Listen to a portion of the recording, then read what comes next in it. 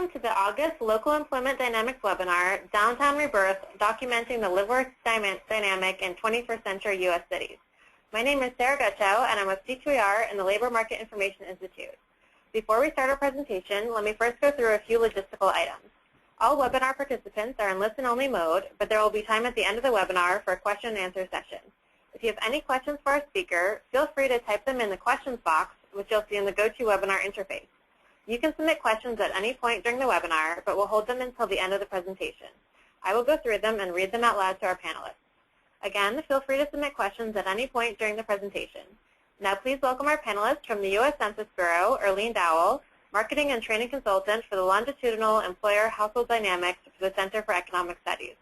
Ms. Dowell will be introducing our guest speaker today, Ms. Lauren Gilchrist. With that, I will turn it over to Ms. Dowell, and we'll get started. Thank you, Sarah. On behalf of the U.S. Census Bureau and the Center for Regional Economic Competitiveness, welcome to the Local Employment Dynamics monthly webinar series of 2014. Today our presenter is Ms. Lauren Gilchrist. Ms. Gilchrist will share her efforts to define the concepts of residential downtown using the Local Employment Dynamics dataset. She will review the motivations for defining downtown, provide a rationale for using LED to define downtown residential neighborhoods, and demonstrate results from the recent research examining the live-work relationship between central business districts, their surrounding areas in 43 American cities. Lauren Gilchrist is the Manager of Research and Analysis at the Center City District, where she oversees demographic, economic, and real estate research for Philadelphia's largest business improvement district. Prior to joining the CCD in September 2012, Lauren was Research Analysis Program Manager at the Center for Regional Economic Competitiveness in Arlington, Virginia. Welcome, Lauren. Thanks, Erlene, and thanks, Sarah. It's a real pleasure to be with everybody today to talk about an ongoing effort that we have here at the Center City District in cooperation with the International Downtown Association to document trends in downtowns across the United States. I first spoke with some of you probably at the LED Users Conference about a year ago when we were first embarking on this research to better understand and geographically define where downtowns exist within cities. And I'm very excited to share some of the results with you today. It's always great to talk to some of the data nerds. You'll have a better understanding, I think, than most about the approach to this work and also why we feel it's so significant to understanding our cities, especially as they are reborn in the 21st century. So to give you a little bit of background about why we approach this problem and who we are, the Center City District is Philadelphia's largest business improvement district. We cover about 240 blocks in the heart of America's fifth largest city, Philadelphia. We are embodied by the state legislature to provide, and approved by Philadelphia City Council, to provide supplementary cleaning and security services in this 240 block area. We have an operating budget of about $20 million, which we use to provide these services, and also have pretty robust marketing and research and policy functions within the organization as well. Just to sort of give you a sense of the scale of our operations, we have approximately 132 individuals that go out and do sidewalk cleaning for us on a daily basis.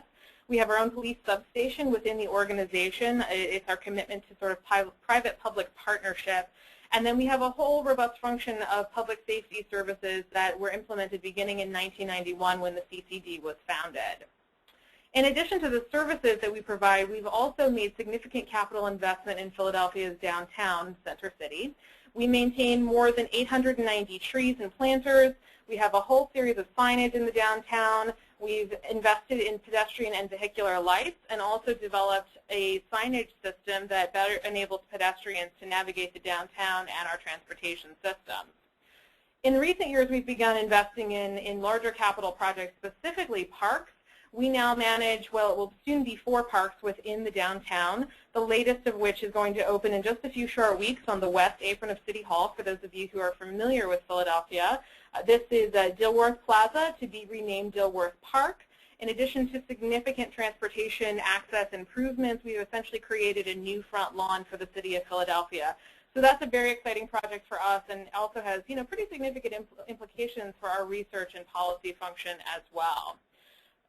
One of the reasons that we approached this topic, and one of the reasons we're such big fans and users of the LED data set, is because my job is to quantify and tell the story of Center City, Philadelphia. Those of you who may have visited Philadelphia, particularly the downtown 20-plus years ago, would have noticed swirling tornadoes of trash in the streets, significant lack of investment in public and private infrastructure, very limited construction activity. And we're pleased to report that that's changed dramatically, but benchmarking and tracking that along the way has been a significant part of what the Center City District does. So we do that through a series of reports. I have a couple of screenshots of those up here, which you can find on our website.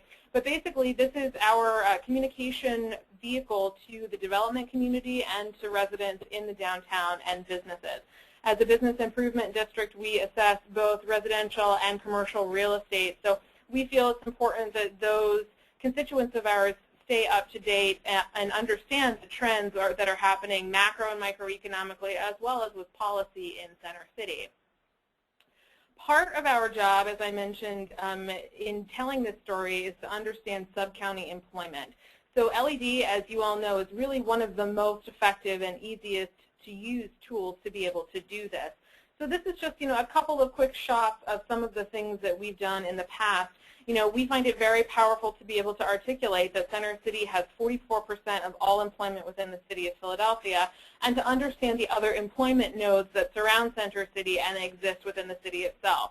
We've also done extensive work looking at where people from specific council districts travel to work each day, which is important in telling the story of Center City by being able to articulate, your constituency may not live downtown, but they work downtown, and these are reasons why you should invest in the downtown of Philadelphia.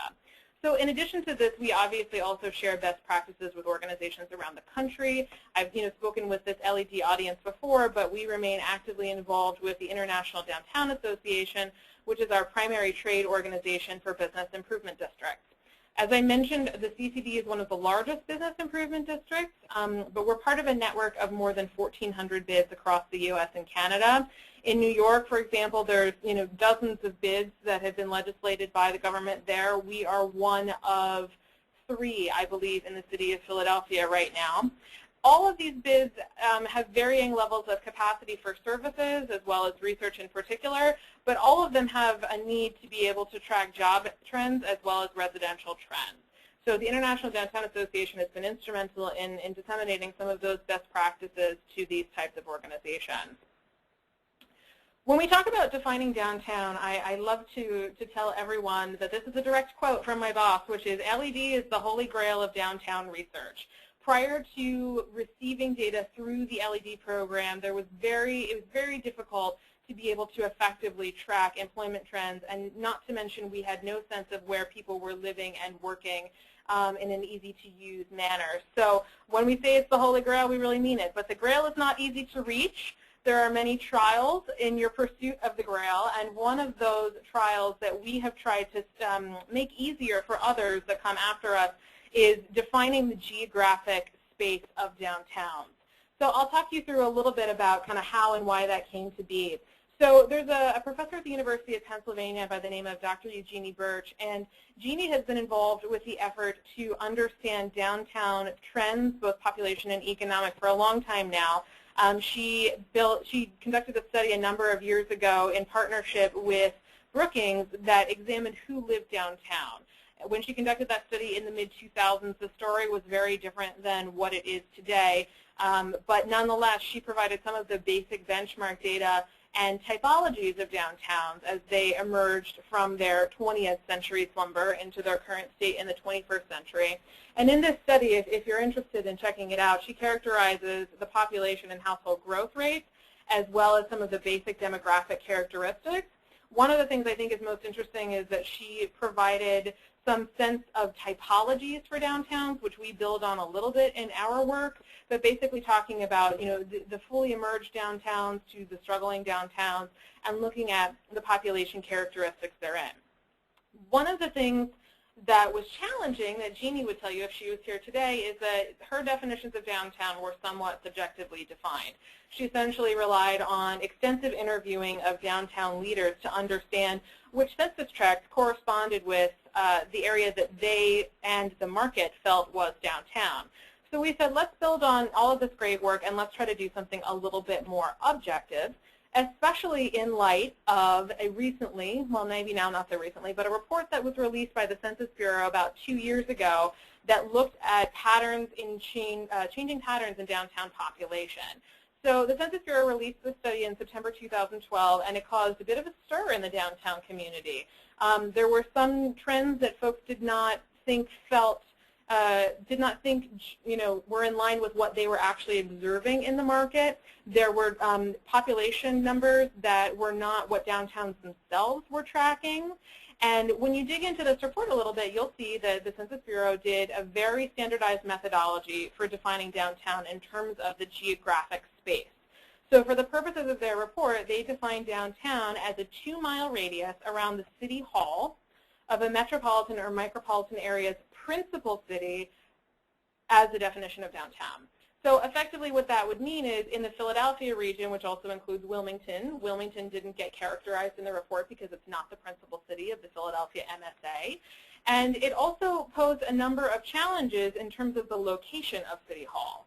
So in Philadelphia, we're fortunate that our City Hall is almost the center of downtown, but as you can imagine in a number of other cities, City Hall is not located downtown, or it's on the outskirts of downtown.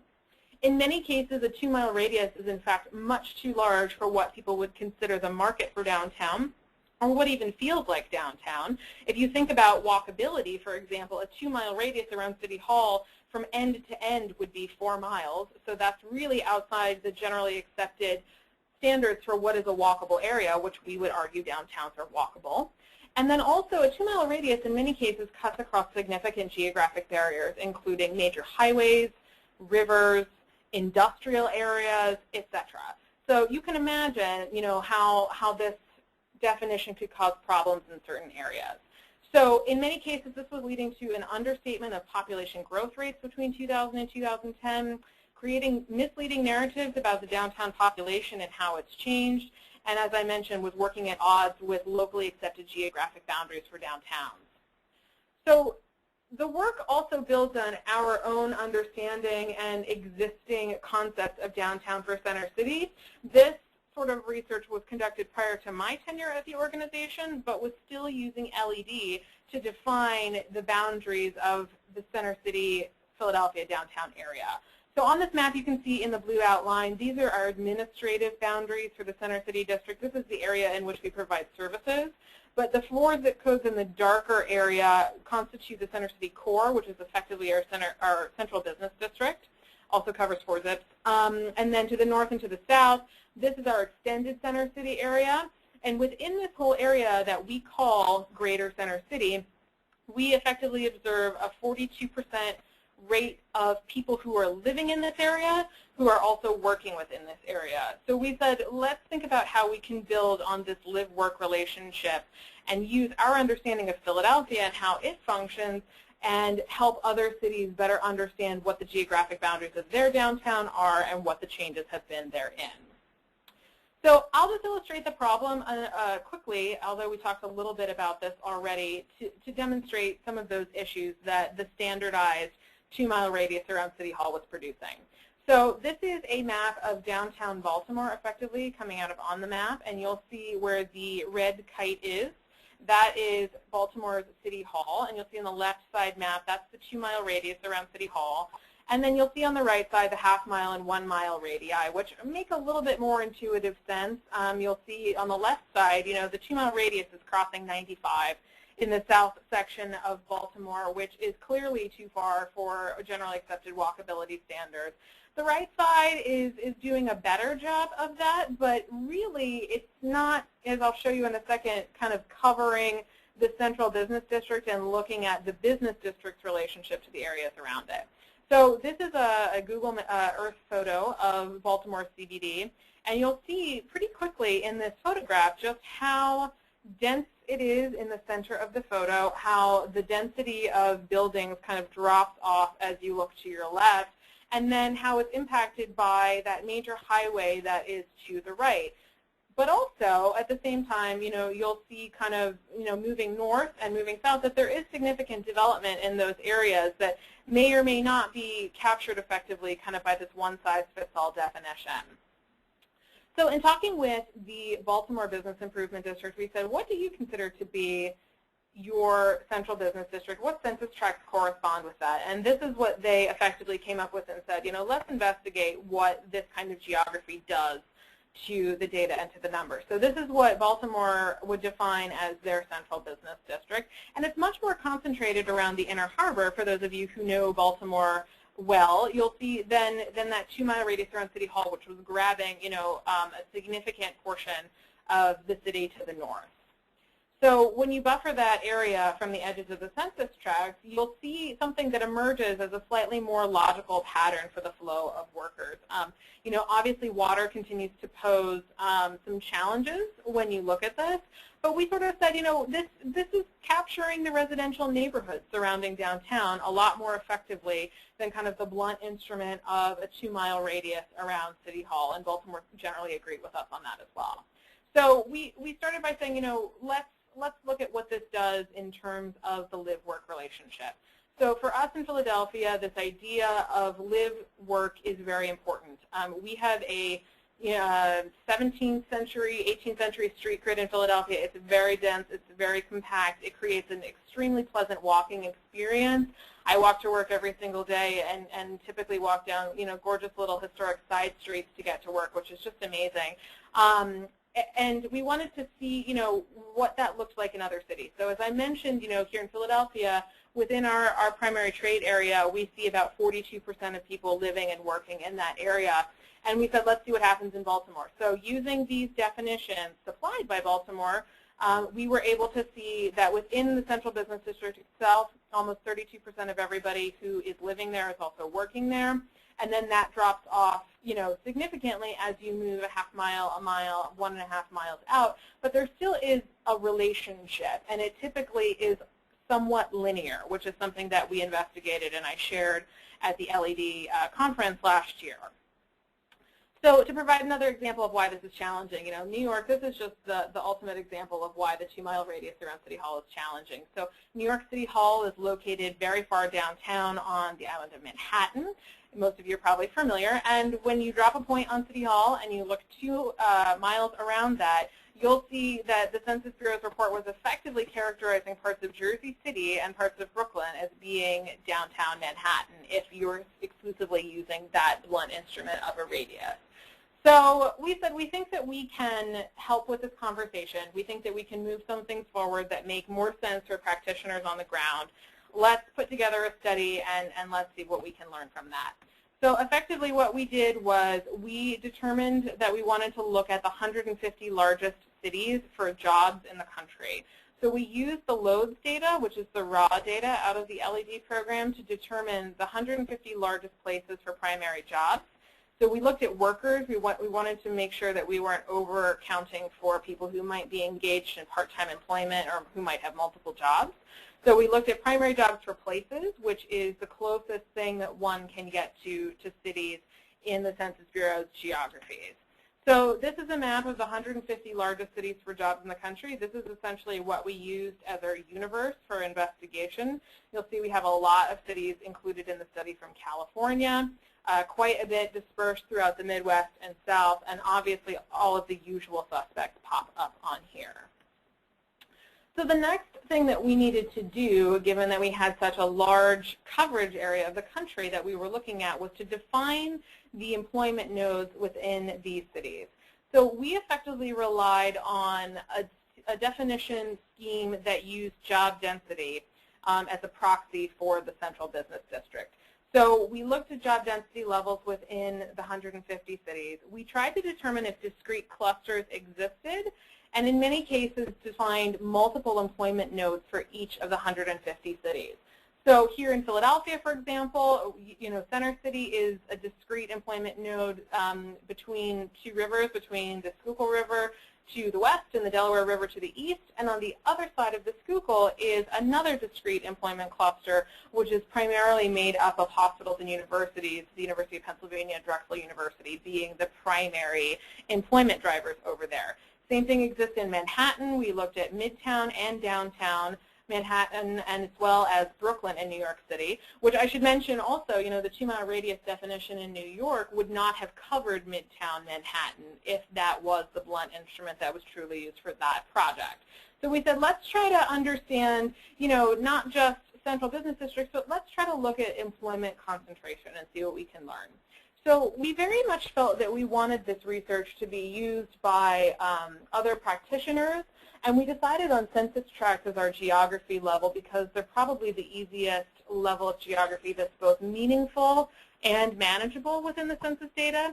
We have a lot of folks who would prefer to sort of define by specific block areas or with specific census block groups.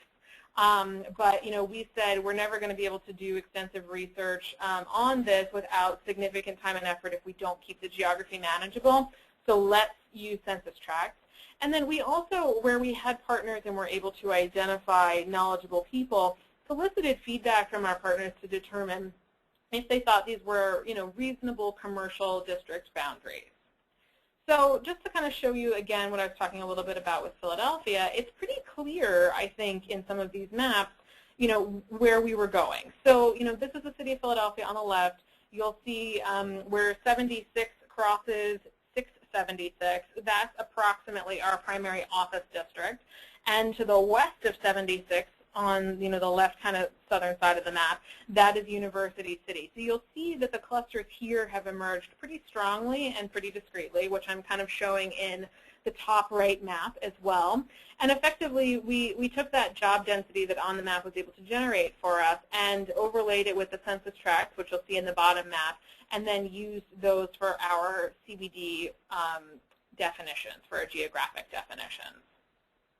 So once we had our census tracts in hand, we said, this is not enough to quantify the residential component. Now, we're very lucky in Philadelphia that we have a very mixed-use downtown, as I mentioned, 42% living and working. But in other cities, that relationship is not as strong simply because they don't have the residential housing stock built in and integrated with the office district, for example, like we do. We've seen tons of conversions of office buildings to residential properties, partially fueling that trend, but other cities haven't seen that as much. So we said, let's investigate what's going on within a half-mile and a 1-mile orbit of the commercial downtown, just to see. So we buffered the edges of the commercial downtown census tract, which is basically to say drawing a distance from the edge of that geographic area we defined, and included census tracts in our half-mile and 1-mile radii if the centroid or mathematical center of that tract fell within that radius. So we used the centroid as opposed to just tracts that crossed that radius because we were trying to avoid tracts that had, huge, unwieldy geographic areas. So I'm specifically thinking of, areas that would have had large industrial districts that would be classified as one tract because there was no population in them because tracts are normalized for population. We wanted to make sure that if the centroid wasn't crossing that area that we didn't include it in our investigation. So there's strengths and weaknesses to that as a method, but I think overall it did a pretty okay job. So from there we said, not only do we want to define downtown, but we also want to understand a little bit about what's happening here. So for each of these geographies, the commercial downtown or central business district, the half-mile radius that includes that, and then the 1-mile radius that includes both of those other geographic areas, we calculated basic statistics for population, workforce, job density, and also our live-work quotient, which is the percentage of people living and working in that area. And then we also, as we do, created maps from that so we could visually understand the geography. So this is a result from Philadelphia that will show you what I mean when I describe these terms. So here in Philadelphia, the red area, the commercial downtown census tracts that we selected are in red. Then those half-mile adjacent area tracts are in green, and the analysis area for that would also include the commercial downtown tracts. And then the blue area and its subsequent outline would include that entire area. So in this example, I've selected just the core of Center City. And you'll see we calculated 57,239 people lived there, as I believe for the 2000 census. That's the year that we calculated that for. Total worker population, so this is the number of people that come to work in this location every single day, over 227,000 people. And then of the people who are living in this area, what percentage of them are working in this area? Approximately 36%. So in Philadelphia, it's actually interesting, 36% living and working in the core of downtown. But as you move out to that 1 mile radius, the number actually goes up to 42%, which is somewhat unusual. So what did this yield us in terms of results and in terms of our understanding of downtowns in the United States? So here's our map again of the cities that we studied. So among America's 150 largest cities for jobs, these cities hold 30% of all jobs in the country, and the 231 major employment centers that we identified contain over 18.7 million jobs, which is 14.4% of all U.S. employment. That's really significant. Prior to us identifying these areas and quantifying what was going on within them, it was very difficult to say what the order of magnitude of downtown in the national economy was. And for the first time, we're able to say, what a significant portion, not just cities are, but what significant percentage downtowns are in terms of the national economic landscape. This is a little bit hard to read, so I apologize. If you're interested in examining some of the numbers for yourself, you can do so on our website on the report. I'll provide that web address at the end of the program, but it's definingdowntown.org. So this chart is looking at the total number of jobs, so not just primary jobs, in employment nodes in America's largest cities for jobs. So this is our top 10 list. So you'll see, not the top 10 population list for the country, but the top 10 cities for jobs. And you'll see the subsequent nodes that we were able to define within those cities and the level of precision that we kind of got down to with that. So, unsurprisingly, significant clusters of employment in Midtown and downtown Manhattan. You move on to Los Angeles, and you can kind of begin to see some of the discrete nodes that emerge there as well, if you're familiar with Los Angeles's geography. So within the top 10 cities for jobs in the country, the major employment nodes account for almost 6 million jobs, which is significant. In terms of the live-work percentage, this is something that we're continuing to be fascinated with as the statistics for tracking downtowns. These are the cities with the highest live-work, I shouldn't say cities, the employment nodes with the highest live-work percentages. People always ask me, what was one of the most surprising things that I learned through this research, and one of them was just how many people are living and working in Rochester, Minnesota, and the relationship between the residential area and the commercial district. So Rochester, Minnesota, home of the Mayo Clinic, over 50% of people who are living within the primary employment node are also working there. Pretty interesting as well. None of our other eds and neds districts really rose to that level of a live-work relationship. Chicago, almost 52% of everybody living in downtown Chicago is working there. Downtown DC, almost 51%. And Philadelphia, I think this data is 2011, that's why it's 40.7 instead of 42%. But, obviously a strong relationship here. There are other cities that are even stronger. This chart looks at the change in population in these employment nodes between the 2000 and 2010 census. This was a lot of fun to construct, given that the Census Bureau redraws the census tract every 10 years. So we really got down into the nitty-gritty on this one and rebuilt the blocks from the 2000 census to be in accordance with the 2010 census, and we said we'll do it for 10 cities. We don't think we can handle it much more than that for the purposes of this project, but I would be interested to see someone do this for the whole geographic universe. But surprising things that emerged here. Between the 2000 census and the 2010 census in downtown Chicago, the population almost doubled over that 10-year period. Completely fascinating to me. Also significant winners in the population rates for downtowns. Downtown Miami, 68.2% increase in the commercial downtown area. As you move outwards to sort of the more 1 mile area, those two cities have certainly emerged very strongly there as well. But within a mile of Sacramento, downtown Sacramento, where the population actually decreased in the commercial downtown between 2000 and 2010, significant uptick in population at the 1 mile level. So this, I think, is really interesting in terms of trying to get a sense of the flow of people through the city, where people are coming and going from, and to be able to do it at this level that we would call a downtown or an employment node was really significant in moving this particular conversation forward. Again, kind of small here. I'll refer you to the report, but this is the live-work percentage around major employment nodes in the 10 largest cities for jobs. So this will kind of get down to some of more of that geographic detail as well. So, feel free to take a look at that. So there's a whole bunch of other data in the report, which I hope you all will have a chance to take a peek at. But if there's anything sort of that I didn't talk about here today, you'll be able to see it in the many data tables that we have at the end of our study. So you can look at the employment nodes sorted by job totals. We calculated job density as well for each of the 3 geographic rings that we looked at. We also sorted all of the employment nodes by live-work quotient. And then I think I covered, the tables for the top 10 cities as well, but there's also some significant maps in there. So if your city happens to be one of the largest cities in the country for jobs, the top 10 largest cities, you'll be able to get some detailed information about how the population has changed and how jobs have changed as well.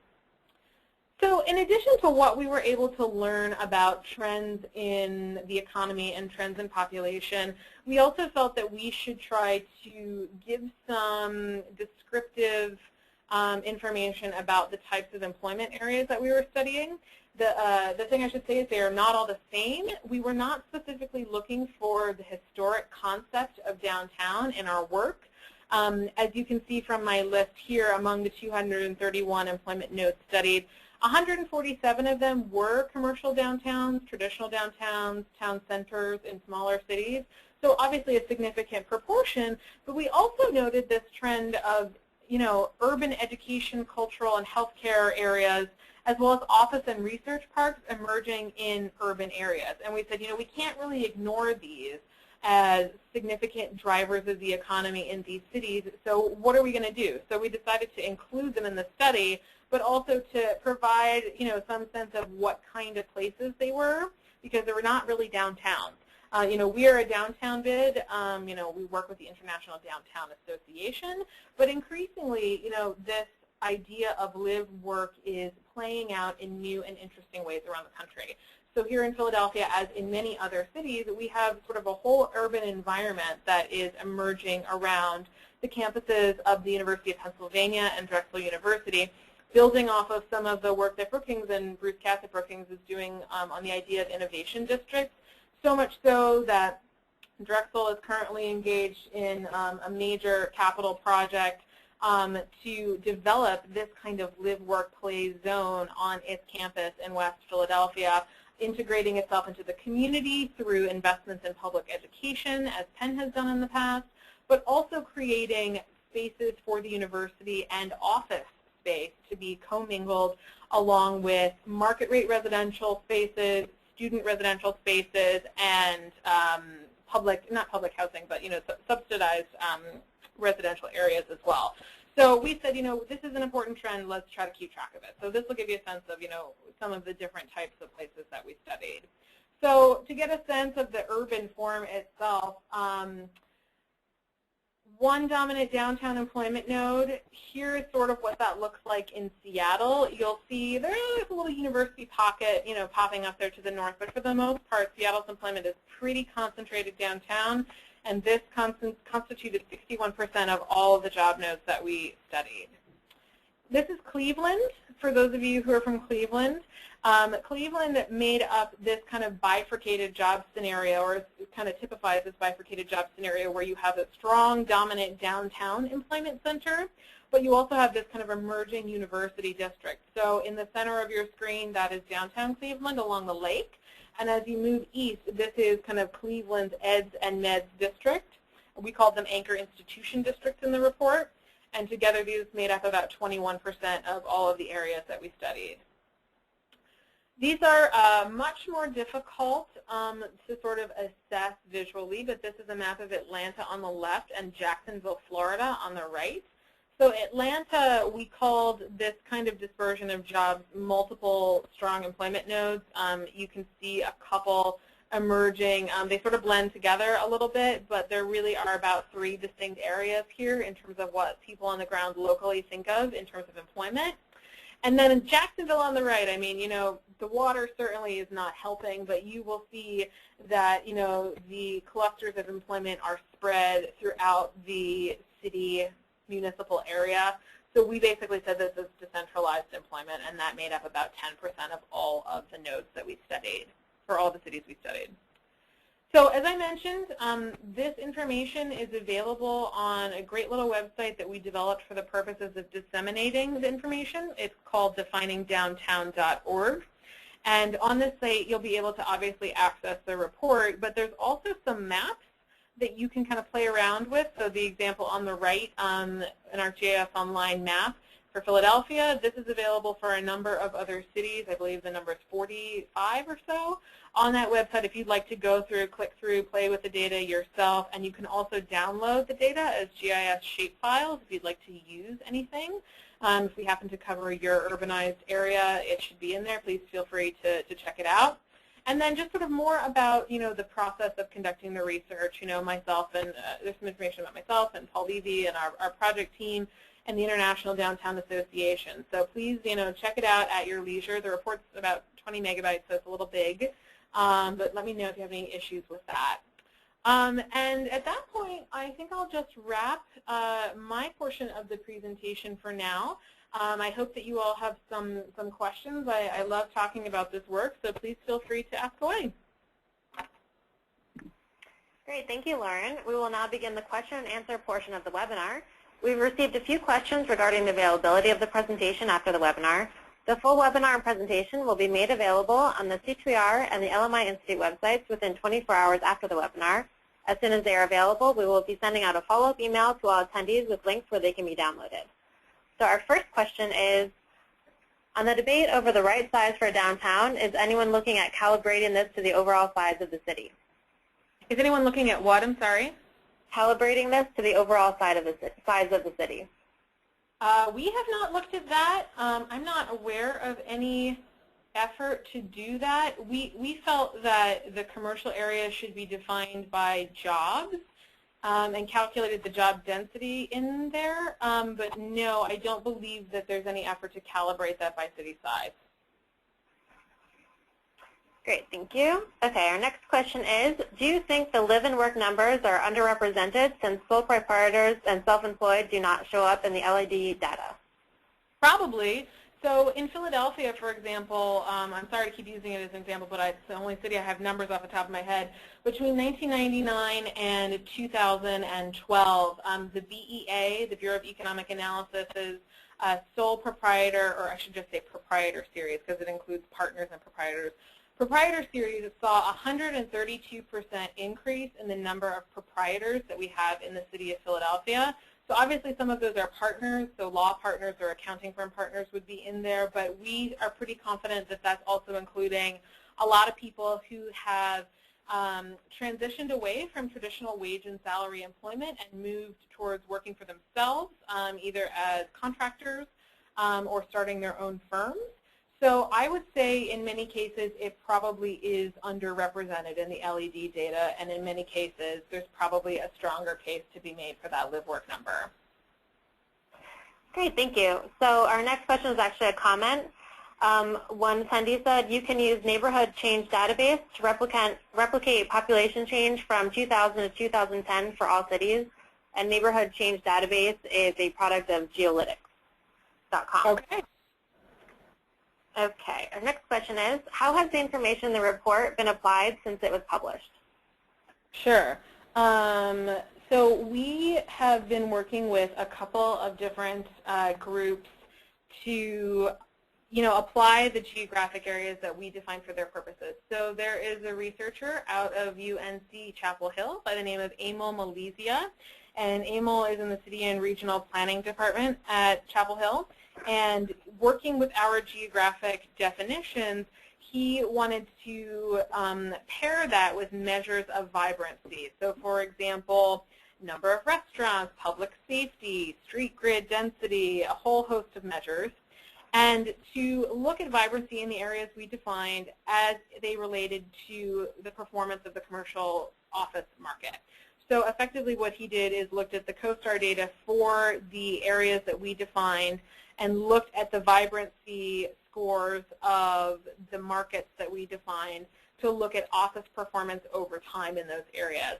And those of us who work downtown probably could say this intuitively, but for the first time we are able to say that downtown office markets perform better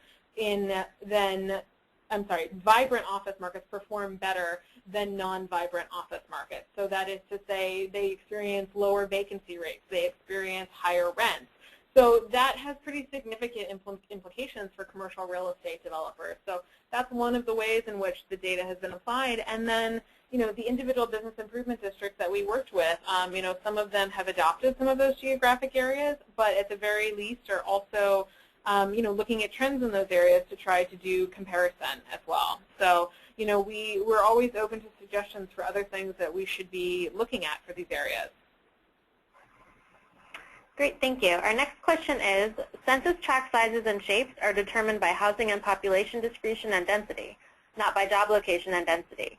To what degree might that affect the presented approach? Yeah, so that was sort of what I was talking about in terms of using the centroid for the tracts for inclusion in the half-mile and 1-mile radii. So we tried to, adjust for some of that. Unfortunately, it's not totally possible and definitely could be overstating or understating in certain areas the numbers that we presented. In a perfect universe, we would have all population data available at the block level and all employment data available at the block level, and then all of the robust demographic data that the Census Bureau puts together. But, we sort of erred on the side of, let's maybe get the geographies, not as perfect as they could be so we could look at trends, in the ACS, for example. So I'm sure that there are, some cities, particularly ones that have big industrial districts close to downtown or former industrial districts close to downtown, that has skewed some of the results. And some of our partners would certainly say that as well. So it really varies city to city.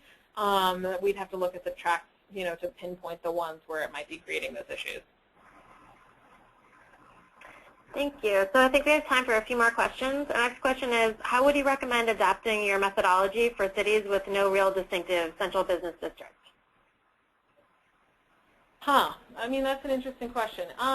I think that, given the power of on the map, if it's not distinct, I would sort of say, what are your locally accepted geographic definitions for whatever area you're talking about, whether that be a neighborhood or a commercial corridor, and I would go in and draw them in on the map and see what the relationship is to the surrounding area. So go in and draw your 3-block area, see how many people work there, see how many people live there, and buffer that out a half-mile and a mile radius and see if the population, see how the population changes, see how the number of jobs change, and see how that live-work ratio changes in that area. I would say, given that we saw in sort of fully developed downtowns, live-work ratios between 30 and 50%. If your number is really outside that percentage range, you may want to think about using a different area because there's something going on there that's creating a relationship between your workers and your residents that you're not accounting for in the area you drew. So kind of play around with that a little bit and, maybe pick up the report and benchmark whatever area you're interested in against a city or an employment node that you think is similar to yours, and draw the boundaries until you get something that looks like the kind of relationship that you would expect for the land use patterns in your area. That would be my suggestion, because it's, if you don't sort of define around that job density cluster, you're going to have to sort of play until you get something that reasonably approximates a functional area, I would say. Great, thank you. So now I'll turn it over to Erlene for some closing remarks.